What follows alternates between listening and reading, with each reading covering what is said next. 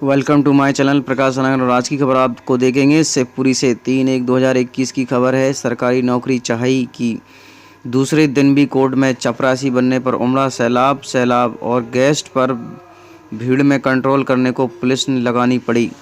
आइए खबर देखते हैं। युवती बोली, 6 भाई बहनों के लिए मैं पालक हूँ, इसलिए नौकरी के लिए सख्त जरूरत है। अतिथि शिक्षक ने कहा, झाड़ू पोंछा बर्तन सब कर लूँगा साहब। आइए इस तरह से हम पूरी खबर विस्तार से बताएंगे आपके लिए क्या रहा स्थिति। मध्य प्रदेश की स्थिति आज इतनी गड़बड़ा चुकी है कि एक पद के लिए 301 दावेदारों ने किया आवेदन। मैं झाड़ू पोंछा भी कर लेता हूं और बर्तन भी मांज लेता हूं, बगीचे में पेड़ पौधे भी लगा लेता हूं और चाय बनाने में भी मास्टर हूं। मुझे नौकरी की सख्त आवश्यकता है, इसलिए आप मुझे नौकरी दे दोगे तो निश्चित ही रूप से मुझे स्थायी रोजगार मिल जाएगा, जो मुझे और मेरे परिवार के लिए बेहद आवश्यक होगा। यह बात नौगांव त्राहा निवासी कक्षा 12वीं में पढ़ाने वाले अतिथि शिक्षक कपिल भार्गव ने जिला न्यायालय में साक्ष्यता देने के बाद बाहर आने पर दैनिक भास्कर में बातचीत कही है।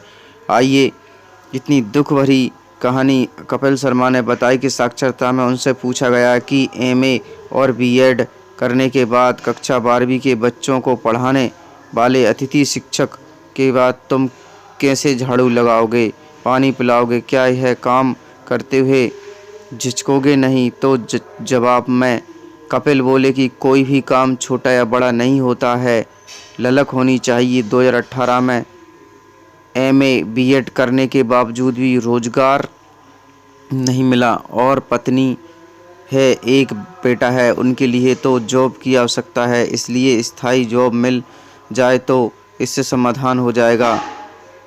भगवान कपिल की माने तो उनका यह जवाब सुनकर इंटरव्यू लेने वाले अधिकारी के पास आए और पीछे हाथ रखकर बोले, शाबाश। हालांकि कपिल का सिलेक्शन हुआ या नहीं हुआ इसकी जानकारी अब तक नहीं मिल सकी है और जब तक रिजल्ट जारी होगा तब उन्हें सूचना मिल सकेगी।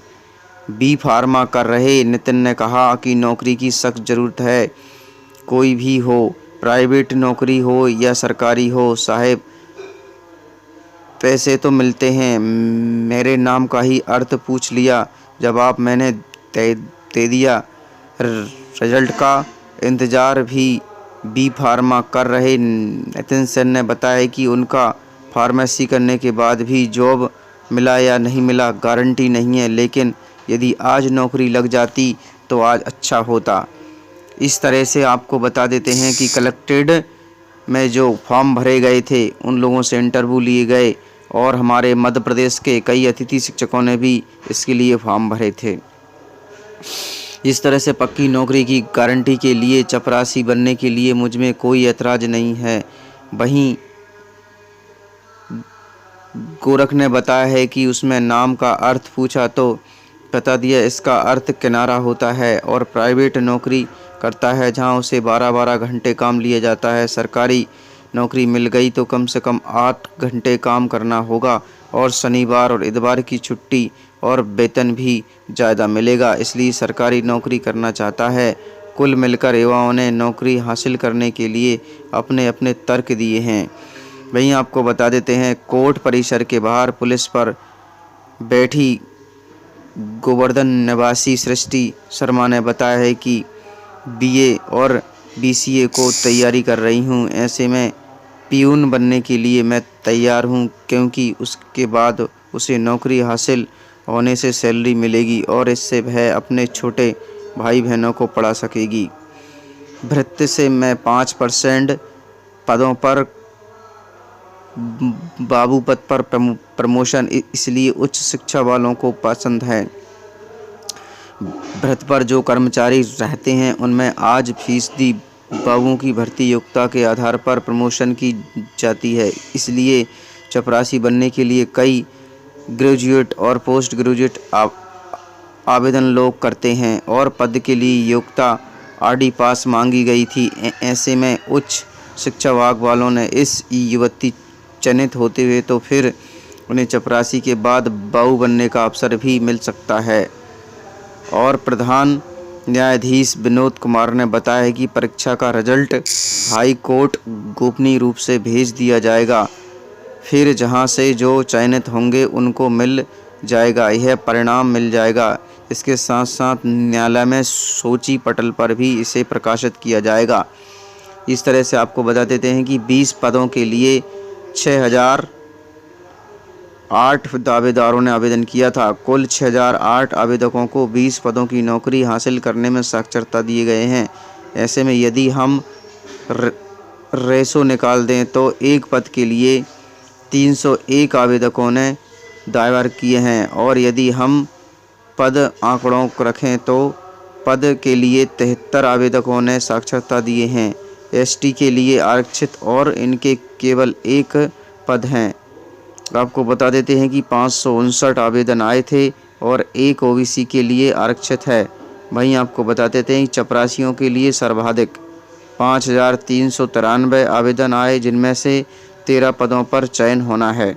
इनमें से 7 सामान्य वर्ग के लिए और 2 ओबीसी के लिए और 3 एससी के लिए और 1 एसटी के लिए आरक्षित स्वीपर 283 और आवेदन आए हैं। इनमें से 5 पदों के लिए सामान्य, 2 एससी के लिए और 1 आरक्षित है। कुल 20 पदों के लिए 6008 आवेदकों ने आवेदन किए हैं। तो ये थी आज की मुख्य खबर और अतिथि शिक्षकों को लेकर कि अतिथि शिक्षकों ने भी बाबुओं के लिए फॉर्म भरे थे, पियून के लिए, सबके लिए, किंतु मध्य प्रदेश की सरकार सुन नहीं रही है। और आज हमारे मध्य प्रदेश के अतिथि शिक्षकों की स्थिति आज इतनी गड़बड़ा गई है, जो कि शिवराज सिंह चौहान जी को इस बात का सहज होना चाहिए कि मध्य प्रदेश के वर्तमान अतिथि शिक्षक जो जितने हैं उनको नियमितीकरण जरूर से ज़रूर दिया जाना चाहिए। मध्य प्रदेश में आज इतनी स्थिति गड़बड़ा चुकी है। और आपको बता देते हैं कि मध्य प्रदेश के अंदर की बात, जिले में 147 प्राथमिक स्कूल चल रहे हैं जो कि शिक्षक विहीन है। इसमें आपको बता देते हैं अतिथि शिक्षकों के हाथों में जिलों की प्राथमिक शिक्षा है और सुदूर इलाकों के स्कूलों में शिक्षकों की भारी कमी है। अतिथि शिक्षकों के सहारे चल रहे हैं स्कूल। फिर भी मध्य प्रदेश के श्री शिवराज सिंह चौहान जी को इस बात को ध्यान नहीं है कि हम मध्य प्रदेश के अतिथि शिक्षकों का जल्द से जल्द नियमितीकरण कर दें और इन शालाओं में पढ़ने वाले गरीब वाले बच्चों का भविष्य सुरक्षित किया जा सकेगा। मगर नहीं, क्योंकि कहते हैं कि जो जिस क्षेत्र का बादशाह होता है वह उस चीज़ में जानता है उसे क्या करना है और क्या नहीं करना है।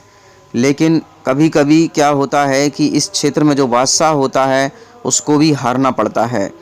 तो जिले के प्राथमिक और माध्यमिक स्कूलों में एक साथ स्कूलों में अतिथि शिक्षकों में काम कर रहे अतिथि शिक्षकों के सहारे चल रहे स्कूल शैक्षणिक कार्य पठन अच्छी ठीक तरह से अतिथि शिक्षक कर रहे हैं। और इस तरह से आपको बता देते हैं कि कम से कम एक शिक्षक पर 47 50 स्टूडेंट आते हैं। इस तरह से पाठ पठन में दिक्कत होती है, जबकि राष्ट्रीय शिक्षा नीति के अनुसार एक शिक्षक के अंडर में कम से कम 30 से 40 छात्र होना चाहिए। जबकि आपको बता देते हैं कम से कम 50 से 60 बच्चे एक क्लास में बैठकर कैसे पढ़ सकते हैं। वहीं आपको बता देते हैं कि लंबे समय से अतिथि शिक्षक नियमितीकरण की मांग कर रहे, किंतु आज तक उन अतिथि शिक्षकों को नियमितीकरण नहीं किया गया। सरकारी विद्यालयों में शिक्षा व्यवस्था को सुचारू रूप से चलाने के लिए अतिथि शिक्षकों का ही सहारा लिया जाता है और इन अतिथि शिक्षकों के कारण ही आज पूरी जिम्मेदारी संभाले हुए हैं। अतिथि शिक्षकों ने पूरा पाठ पठन कराते हैं और स्कूल की साफ सफाई और से लेकर ताले पूरा नियमित शिक्षक की तरह करते हैं, किंतु आपको बता देते हैं उनका वेतन 26 जनवरी, 15 अगस्त और अन्य राष्ट्रीय त्योहारों की जो दिन बनते हैं वो भी काट ली जाती है। इस तरह से मध्य प्रदेश के अतिथि शिक्षकों की स्थिति बहुत जम के गड़बड़ चुकी है। फिर भी मध्य प्रदेश के श्री शिवराज सिंह चौहान जी के कान पर जूं तक नहीं रेंग रही है कि अतिथि शिक्षकों का नियमितीकरण कब करेंगे। इस तरह से अतिथि शिक्षकों ने कहा है कि और कई ज्ञापन सौंपे हैं कि हे शिवराज सिंह चौहान जी, हम मध्य प्रदेश के अतिथि शिक्षकों का भविष्य सुरक्षित कर दीजिए और उनको ऐसी सद्बुद्धि दें ताकि अतिथि शिक्षकों का नियमितीकरण हो सके। Thanks for watching, like and comments and subscribe.